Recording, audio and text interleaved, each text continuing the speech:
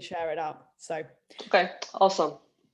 So I just wanted to kick off before we dive into kind of the details, because I think, so deployment SLO, right? So I put in a suggestion on the issue, which is the deployment SLO focuses on tracking the time taken from starting a deployment through to completing the post-deployment migration step, which is final stage, rolling out changes to the environment. But as I copied that out, I put it in. I was going to ask you about what we want to use this for. And as I realized, I thought this description doesn't actually include what we want to use this for. And I think that's the big piece that's missing. So deployment SLO. So I think we, like, from all the comments and everything and all the stuff in this document, we know we want to track duration of deployment pipeline, yeah? Yep. And then it's a case of just picking, like, what is the start point, what is the end point, and how do we break that down?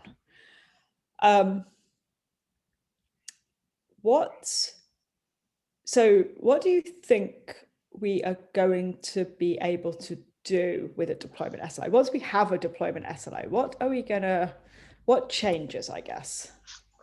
I think we will be able to set a target.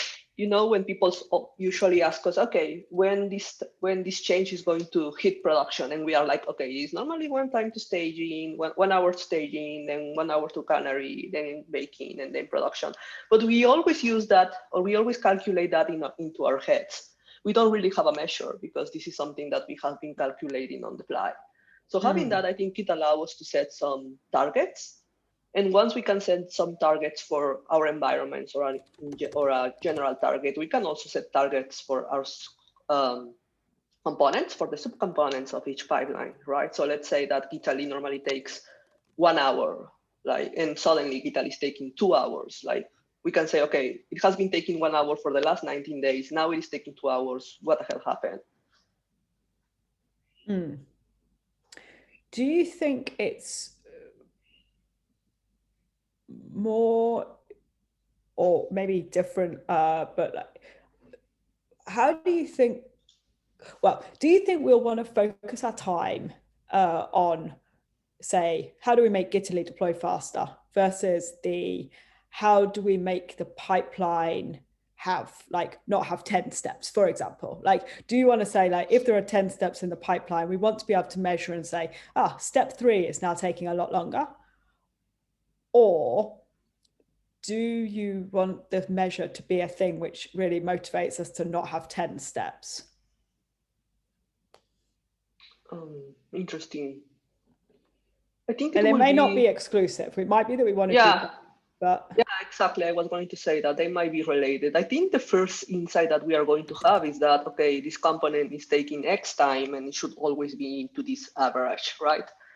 And then we can probably start thinking in the deployer about stages, about steps. Like, we have, I don't know, 10 steps. Each one is lasting around 60 minutes or so.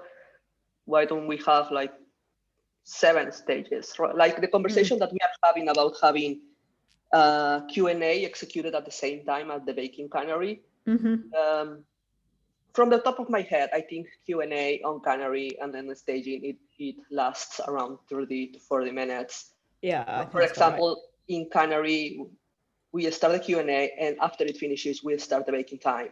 And it doesn't really make sense if you think about it. Baking time could be executed at the same time as the Q&A.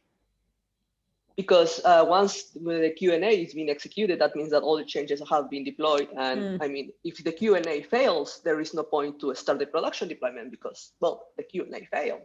Yeah. So I think it could give us some insight about, okay, the time, and it could help us to also try to make our deployer pipeline faster and shorter, which is obviously a target that we are moving forwards to. Yeah, agree. Yeah,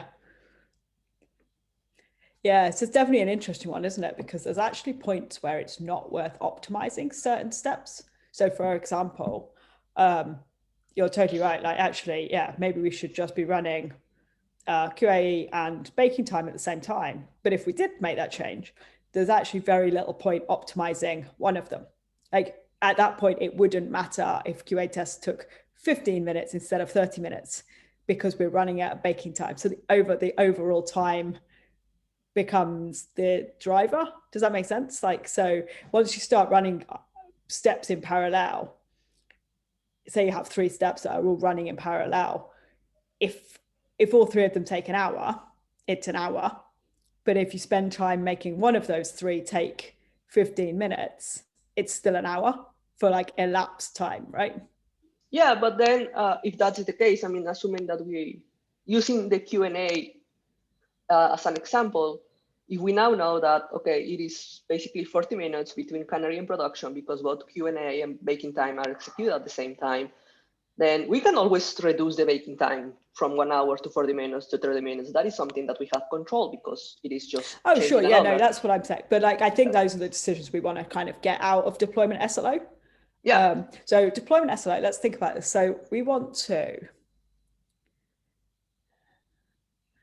I wonder if because all of these metrics go together, right? Because that's the whole thing. The whole useful thing of a metric is it doesn't really exist on its own. It has counterbalances to know if you're going too far.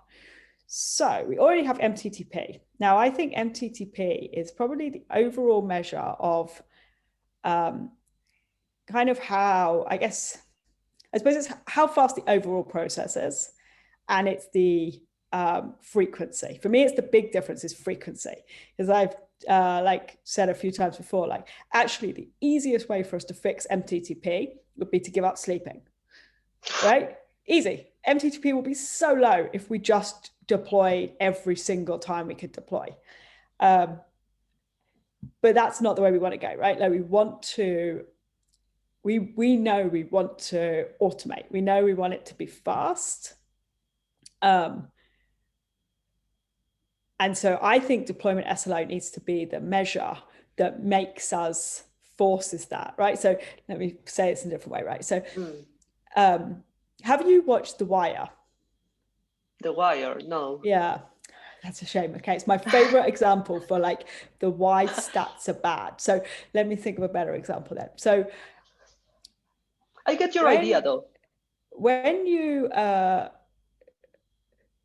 so you kind of want to make it so that we can optimize the metric in any way we can, and the end result is what we wanted it to be. So for example, on MTTP, if it wasn't probably our own sleep, if we had a team of people deploying who we didn't care about one bit, right? The easiest way to optimize MTTP would be they don't get to sleep anymore. They've just got to keep hitting that deploy button, right? And MTTP would be the fastest it's ever been. But we personally know that we don't want to do that because the negative side is our health, right? So we're not really going there. So I think deployment SLO is the measure that goes against MTTP, which if we optimize deployment SLO, we're forcing it to be deployments are faster. The pipeline is faster, right? And then we go, deployment SLO is like whatever number, say 6, and we can, MTTP becomes like, I don't know, 20, whatever, no, lower than that, like 10. And we would force both of them. Like we would say deployment SLO gets lower, that naturally leads to an MTTP getting lower, but they go together, right? Yeah. And then actually what we might be able to say, what we might actually be able to reason about, which we can't right now, is the difference between our speed of a deployment and our ability to deploy.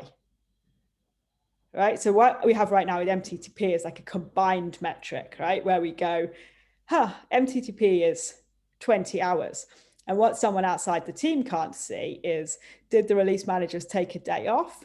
Or actually, did we have an incident that blocked deployments for 12 hours and we have a 6-hour pipeline, right? We have no subtle information coming out of our MTTP measure.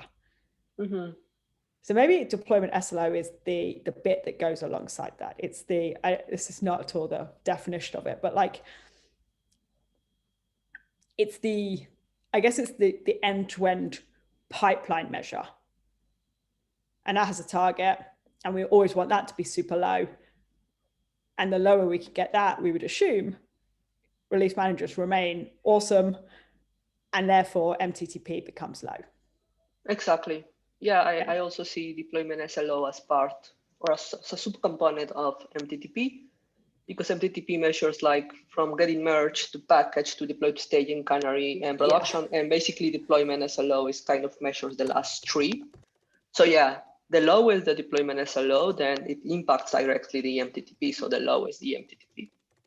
Yeah, exactly. Yeah. And then I wonder if, so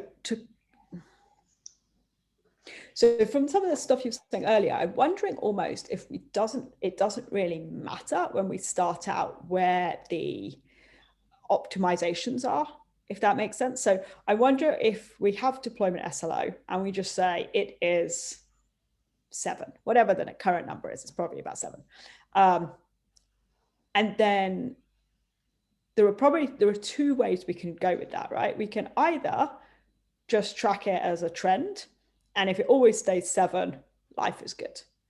It might creep up and we suddenly, like you were saying about say Gitly suddenly starts taking 2 hours.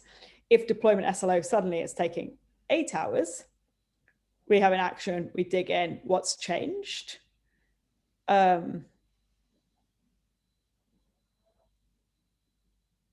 Which maybe makes me think that we just need to have the data. Maybe it doesn't matter. I mean, it might not be an option. Andrew's usually very thorough, but like it might not matter if the measure includes like the components, if that makes sense. Like I almost wonder if it's just that when deployment SLO changes, we have insights in that we can find out why. Mm-hmm. I mean, it will give us some sort of alert, like, okay, now it is lasting 8 hours and it should be 7 hours. Yeah. But I think when that happens, it might be useful to have some sort of breakdown, even though if it is on the stages, right? Like, okay, the updating fleet stage that usually takes 1 hour and a half is now taking 2 hours and a half. Something changed digitally, right? We need to pinpoint where that is coming from. Yeah, exactly. Yeah, that's exactly it, right? But I don't know if it matters if we necessarily need to worry about, say, I mean, we might get it, but I don't know if we necessarily have to have it, certainly first iteration of like, the Gitly stage alerts when it takes 2 hours. It may not matter, right? If we just are tracking on deployment SLO, the overall thing. And then, yeah, like you say, when it alerts, we have insights that tell us what's going on. Mm-hmm.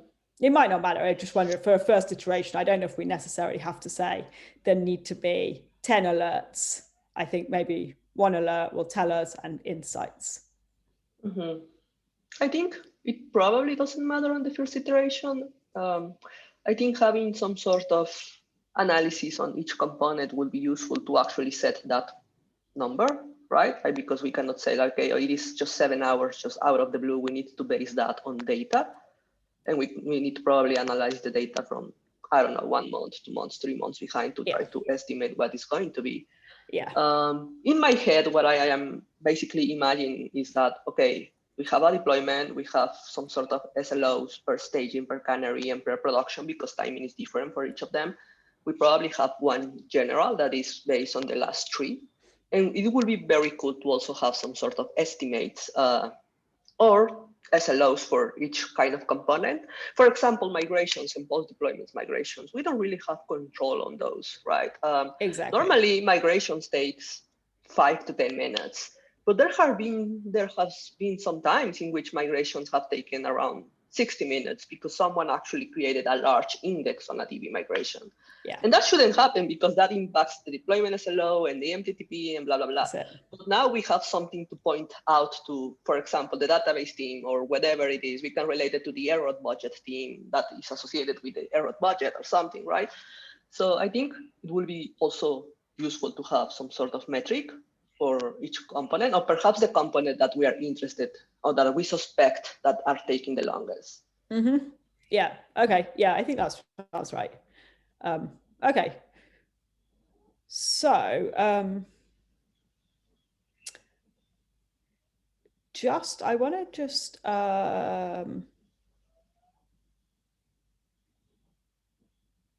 so just can we jump to number 7? And you kind of said what are the next steps, just in the interest of time. Like, so I think a lot of this, like, I think we're on pretty much the same page. Probably just need to get it kind of spec'd up and get the rest of the team, like the define SLO, define deployment SLO issue, I think covers a lot of this. So we can kind of like just wrap up I think we do need to get a tighter definition. I think everyone's on the same page about what this roughly is, but we maybe just need to work this out. So in terms of next steps, I think we should work on like just getting this all set up and then in front of the team, and then we can start breaking down like what would we need to do first. Like I actually think I'm kind of analyzing the data from last 90 days. That's probably one of our last steps. Like I think first we should focus on like, what do we want deployment SLO to look like? Like what's the measure?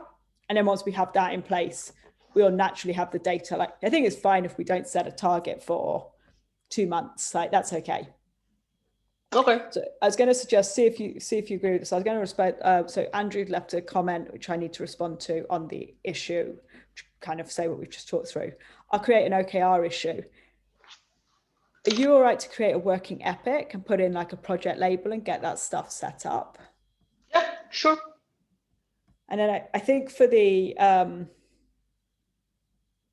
we may have to iterate a bit on descriptions. I think the define deployment SLO issue is probably like the first issue of that epic. So the epic itself like can be a kind of a introduce deployment SLO type of epic, and we can then define what it is, like put it in the handbook, work out what graphs we need, measure it, set targets, and that sort of stuff.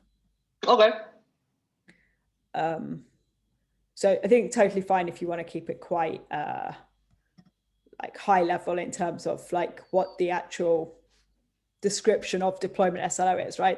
We can work that out as we go. Yeah, for sure. I think right now we can use the one that you said, focuses on tracking time taken from starting the deployment on the staging through completing the post-deployment migration. And then we can probably flesh it out as we go.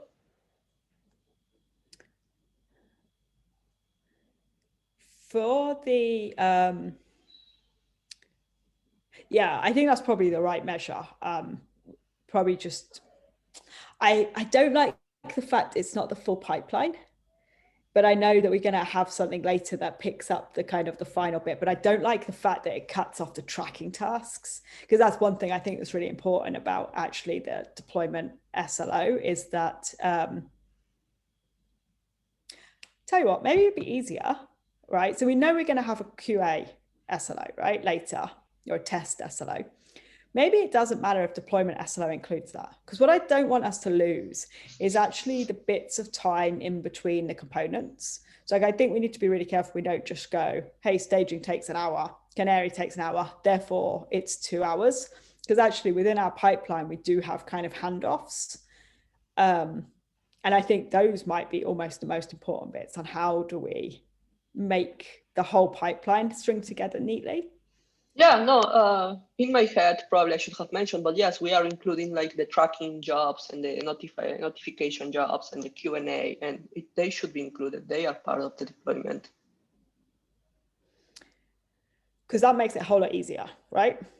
That's a slightly different definition to the one I wrote on this issue, but I think that might be good. Is actually maybe we just say it's between pipeline starting and pipeline ending. Yeah, basically pipeline starting on staging, pipeline ending. I think probably perhaps I shouldn't use staging. Perhaps we can also use like the single coordinator pipeline. Okay, when the single coordinator pipeline starts in the deploy and then finishes the deploy with all the jobs that are within. That's it. Yeah. Yeah. Because that's super easy to track, right? And it's a true picture, right? That's how long a deployment takes. Exactly. And then maybe in the future, there's a time where we say, hey, we're going to skip staging, or we're going to not, like the whole, that measure is future-proofed, right? It can be whatever we want it to do. Yeah. So yeah, maybe that's the easy thing. And then we just have a separate SLO that we'll introduce later, which just looks at the QA jobs. Okay. That makes it a whole lot easier. And then that's actually the true picture. Because yeah, I don't want us to like skip off and go, oh, we just disregard these jobs and those jobs there, because it's easy for us to cut corners then, right? We don't need to optimize them. Okay, yeah, I like that more. That feels better. So So on the epic, I think it's probably a case of, I guess, focusing the epic on probably on the why we want a deployment SLO, and then we can use this define deployment SLO issue to actually be the thing that captures the what, if that makes sense. Yeah. I mean, in the epic, the issue that, well, we have been discussing things is like the first step, right? Like define deployment SLO, and then we can start fleshing out the other issues, right? That's it, exactly. Yeah, because I think the big question we're going to have is where we want to keep this. I think there was quite a lot of suggestions that I just scanned over, but there's lots of different places we could be, like graphing this or alerting on this. So that's probably an interesting one.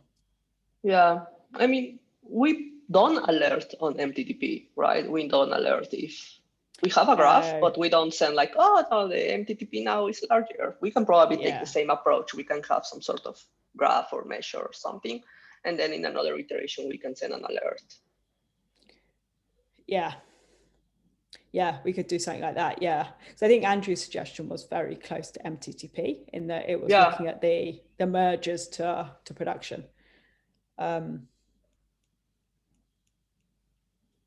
Yeah, I think Andrew's suggestions was more towards MTTP and how we can break down MTTP even further, because now we have just a single number, not individual numbers per stages of MTTP. Exactly. Yeah, which I think is going to be super useful. Actually, what I guess Andrew's probably thought this already, but it'd be good to have, like, if he's suggesting this as AppDex, then the same sort of style and place that we have the AppDex that we use for like the notifications as we go through deployments, on like the fleet health, like how far, not fleet health, but like how far we've deployed, like we're at 50% of this thing.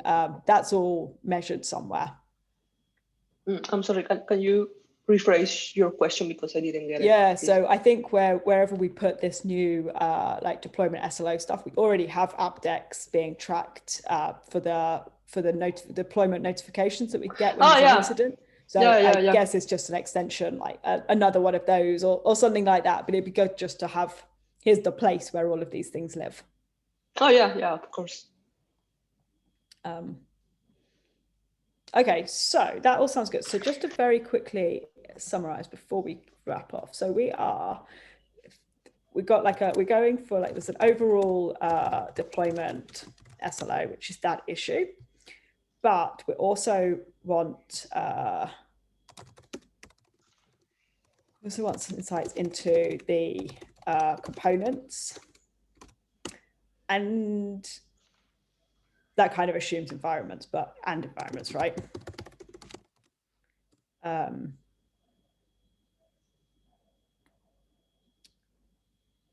I don't know if it's just like assumed already, but I'll just mention it. We definitely want to have something about like a trend. So like the insights is kind of like a number plus a trend, because I think that was interesting in that graph that Robert had, which was like, it wasn't particularly long, but like when you see it trending up.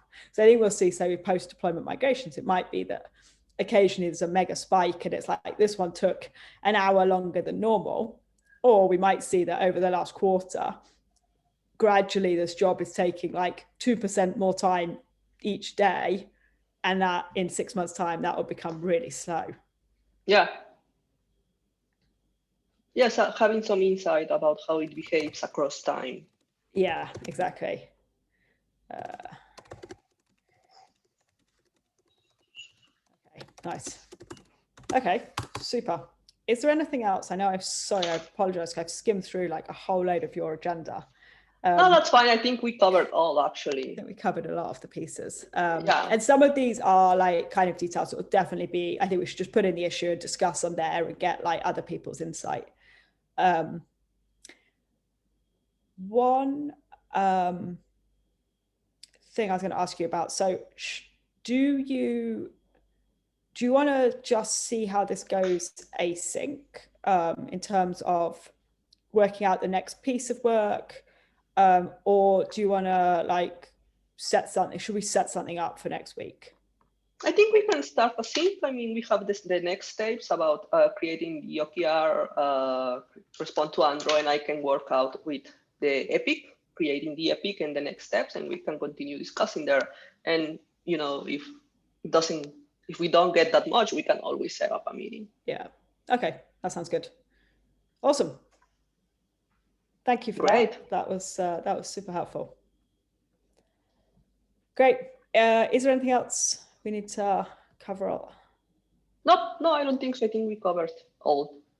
Fantastic. Cool. Thank you very much. I will see you in the issue. All right.